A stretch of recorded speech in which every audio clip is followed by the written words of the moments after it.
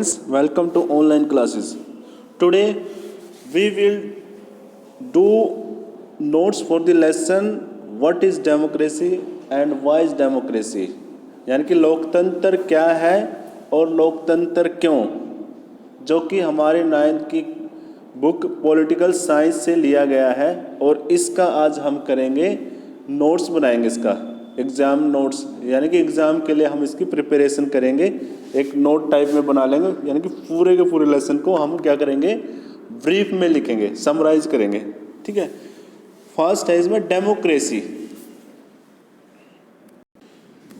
Democracy is a form of government in which the rulers are elected by the people. यानी कि लोकतंत्र एक ऐसा सरकार का तंत्र है या इस प्रकार की सरकार है जिसमें शासक को जनता चुनती है, जिसमें शासक को जनता चुनती है। यानी कि democracy is a form of government in which the rulers are elected by the people, जिसमें रूलर्स को इलेक्ट किया गया है। The rulers are elected by the people. First point है Myanmar. Myanmar where the army rules। Myanmar जहाँ पे सेना का शासन है। Dictator Pinochet PINOCHET Pinochet's rule in Chile CHILE Chile, और प्रेसिडेंट निक्रूमा NKRUMAH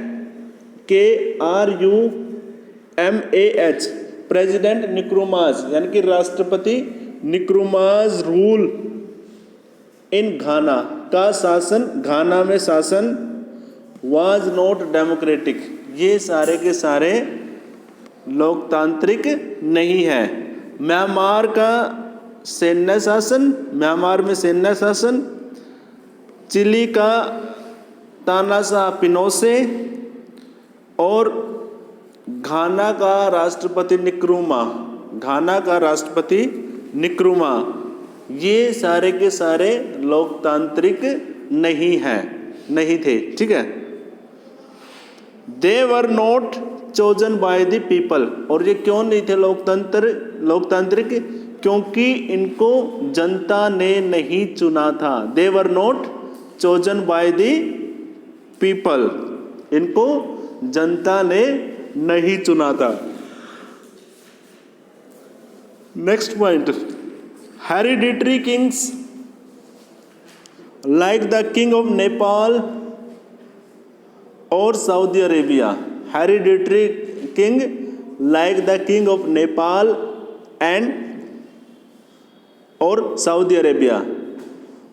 वंशीय राजा जैसे नेपाल और सऊदी अरेबिया को भी लोकतांत्रिक शासक नहीं बोला जा सकता। Are also not democratic rulers, are also not democratic rulers. Hereditary kings like the king of Nepal और Saudi Arabia are also not democratic, ये भी लोकतांत्रिक नहीं है। They rule because they born into noble families।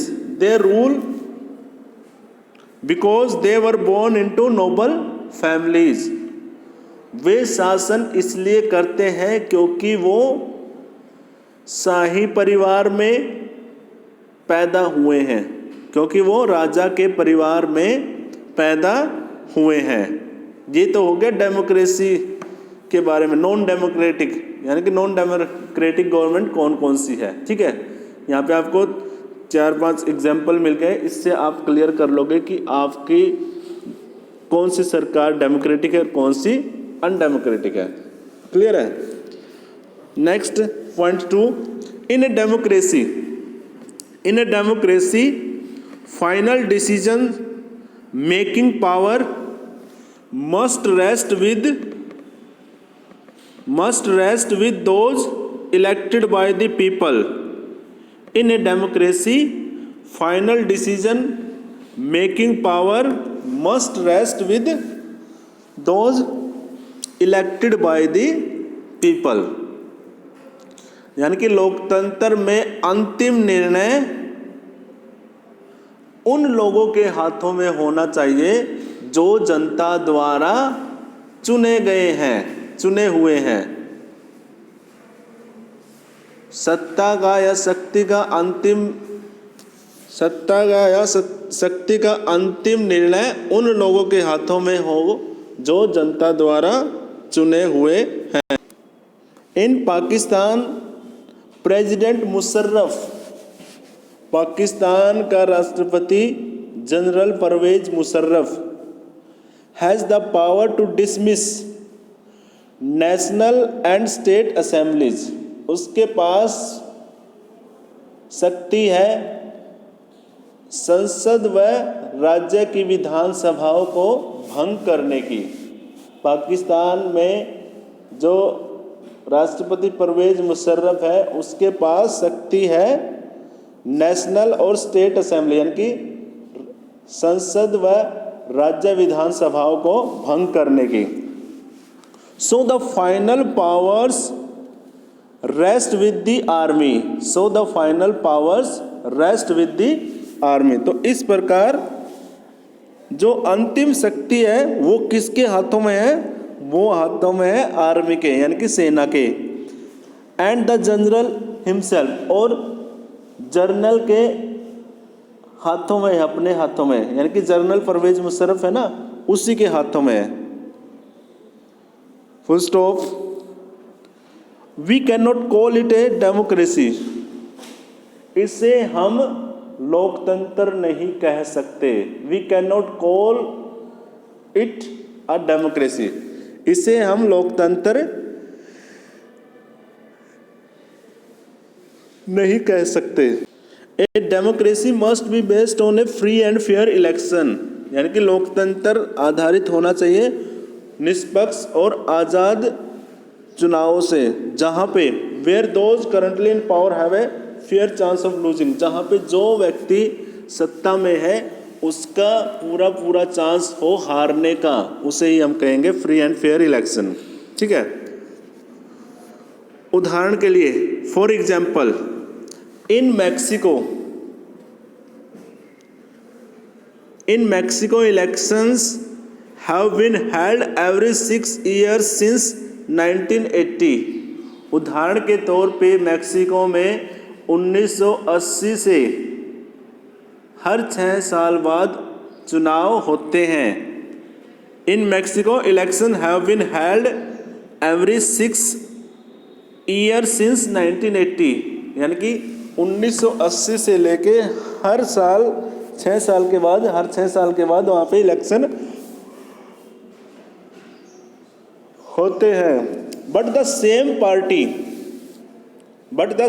Party PRI has won the elections. लेकिन वहाँ पे एक ही पार्टी PIR नाम की जो पार्टी है वो हमेशा चुनाव जीत जाती है। Full stop. Obviously there has been rigging and RIGGING rigging and malpractices MALPRACTICES malpractices with freedom denied to opposition। स्पष्ट है कि वहाँ पे क्या हो रहा है, रिगिंग एंड मेल प्रैक्टिसेस का मतलब क्या है? गलत हथकंडे अपनाए जा रहे हैं और अपोजिशन की फ्रीडम है जो, यानी कि विपक्षी दल की जो आज़ादी है उसको क्या किया जा रहा है? डिनाई, यानी कि मना किया जा रहा है, प्रतिबंध किया जा रहा है उसकी आज़ादी को। Full stop. This is not what a democracy should be. This is not what a democracy should be. एक लोकतंत्र में ऐसा नहीं होना चाहिए. ठीक है. पॉइंट नंबर 4 है, in a democracy peoples will ascertain not what a ascertain by each adult citizens. यानी कि लोकतंत्र में हर वयस्क नागरिक की इच्छा को असरटेन किया गया है और इसके अंदर उसको दिया गया है 1 vote and each vote has 1 value. और हर वोट की समान क्या है, मूल्य है. Full stop. Democracy is based on the fundamental principle of political equality. Democracy है वो राजनीतिक समानता के मूल सिद्धांत पर आधारित है. लोकतंत्र क्या है, राजनीतिक समानता के मूल सिद्धांत पर आधारित है. A democratic government rules within limits set by constitutional and citizens rights. यानी कि एक लोकतांत्रिक सरकार संवैधानिक व नागरिकों के अधिकारों के द्वारा बनाए गए जो सीमाओं के जो नियम हैं उसके अंदर ही वो शासन करती है. ठीक है. ये हमारा 5th पॉइंट हो गया. इसके अंदर भी एग्जाम्पल दे रखा आपको. A democratic government can not be A democratic government cannot do what it likes after winning the elections. यानी कि एक लोकतांत्रिक सरकार चुनाव जीतने के बाद अपनी मर्जी से कुछ नहीं कर सकती. ये नहीं कि वो अपनी इच्छा से सब कुछ करे. A democratic government cannot do what it likes after winning the election. यानी कि चुनाव जीतने के बाद एक लोकतांत्रिक सरकार अपनी इच्छा के आधार पे सारे निर्णय नहीं ले सकती. यहाँ पे ये कहना चाह रहा है. It has to respect certain basic rules. उसे कुछ मूलभूत जो नियम हैं उनके आधार पे उनका सम्मान करना होगा. And is accountable to the people. और लोगों के प्रति जवाबदेह होना होगा. But also to other independent officers. और साथ ही साथ में जो अन्य आज़ाद जो सरकारी संस्थाएं हैं, इंडिपेंडेंट ऑफिसर्स हैं, उनकी भी उसे क्या करनी पड़ेगी, रिस्पेक्ट रखनी पड़ेगी और उनका भी अकाउंटेबल होना पड़ेगा. वाई डेमोक्रेसी, यानी कि लोकतंत्र क्यों. पॉइंट्स अगेंस्ट, यानी कि इसके विरोध में बातें, लोकतंत्र के विरोध में बातें.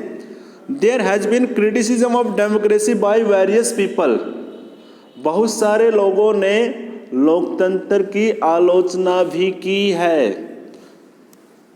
और द चार्जेस आर दैट, और उन लोगों के चार्जेस यानी कि उनके विरोध ये हैं. फर्स्ट है, it creates instability by changing it's leader frequently. शासकों को बार बार बदलकर यह है क्या करता है, सरकार के अंदर इंस्टेबिलिटी यानी कि अस्थायीपन देता है. यानी कि निश्चित नहीं रहता कि भाई ये सरकार रहेगी या नहीं रहेगी. Second point, democracy is about power play and political competition.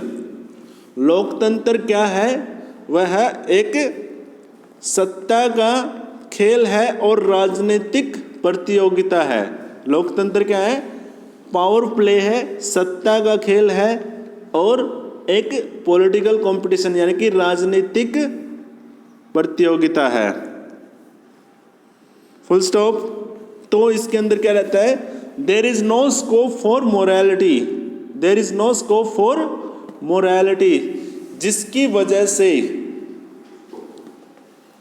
नैतिकता का कोई स्थान नहीं रहता, जिसकी वजह से नैतिकता का कोई स्थान नहीं रहता। आप भी देखते होंगे इलेक्शंस में कोई मोरालिटी नाम की चीज़ रहती ही नहीं है। पार्टियां एक दूसरे के ऊपर ऐसे ऐसे इल्ज़ाम लगा देती है और लोगों को ऐसी ऐसी बातें कह देती हैं, मोरालिटी नाम की चीज़ ही नहीं रहती।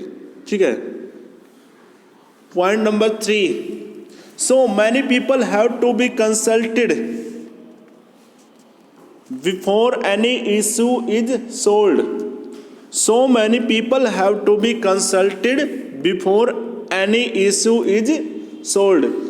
कोई भी मुद्दा सुलझाने से पहले उसके ऊपर बहुत सारे लोगों से बातचीत करनी पड़ती है।